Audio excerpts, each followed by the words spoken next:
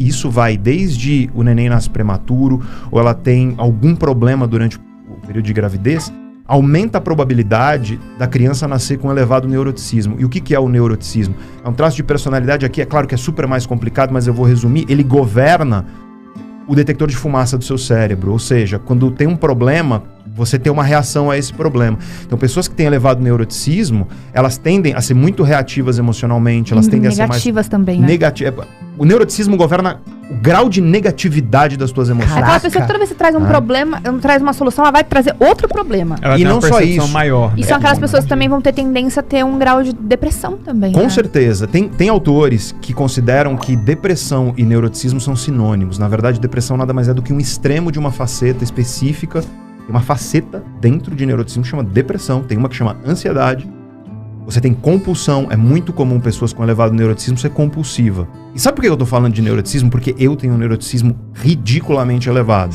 Então eu sou aquele cara no escritório. O que eu faço pra controlar isso? Você explode assim? Né?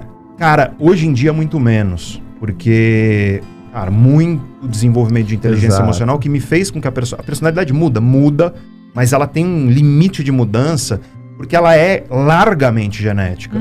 Ela vai ser influenciada pelo ambiente? Vai, mas ela é largamente genética. Então a gente sabe hoje que da tua personalidade, existe um conceito na ciência que chama variabilidade individual. E aí, para facilitar, existe uma diferença entre a minha personalidade e a tua. E a tua é a dela. Variabilidade individual. Pelo menos 50% dessa variabilidade é explicada pela genética. Pelo menos, tá? Porque quando a gente fala pelo menos é porque a gente está descobrindo cada vez que é mais. Então eu digo isso porque no escritório eu sou aquele cara que o time chega com uma ideia, eu falo, cara, vai dar errado aqui, aqui, aqui, aqui e aqui. E aí ela fala, pô, Pedro, tal, e dá errado do jeito que eu falo, porque eu tenho uma sensibilidade à ameaça. E você fica feliz da vida que deu errado aquilo que você falou. eu sou daqueles que falam, eu disse, tá vendo? Eu avisei. Mas só pra separar isso do sujeito pessimista aqui, porque às vezes o cara tá ouvindo isso com a mulher e a mulher dele é aquela pessoa que sempre fala que vai dar errado, mas talvez sem a clareza ou a capacidade técnica até de prever e de mostrar o que vai dar errado. Aí fica o eu avisei, o eu avisei, o eu avisei. Claro, e eu acho que assim, tem uma coisa, todo traço de personalidade, ele tem... Eu tô falando de personalidade porque as nossas emoções são bastante governadas por personalidade.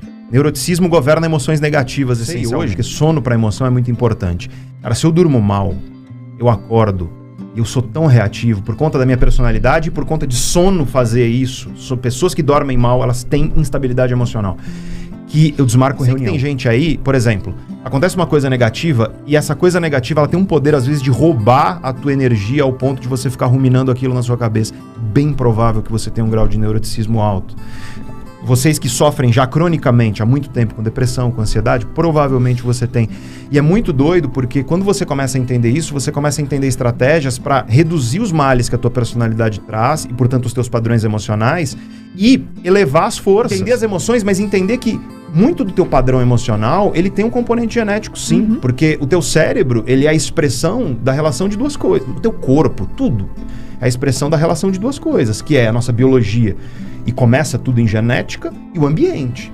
O ambiente vai influenciar também. Então, você é o resultado da multiplicação dessas duas grandes variáveis, que é o ambiente e a tua genética.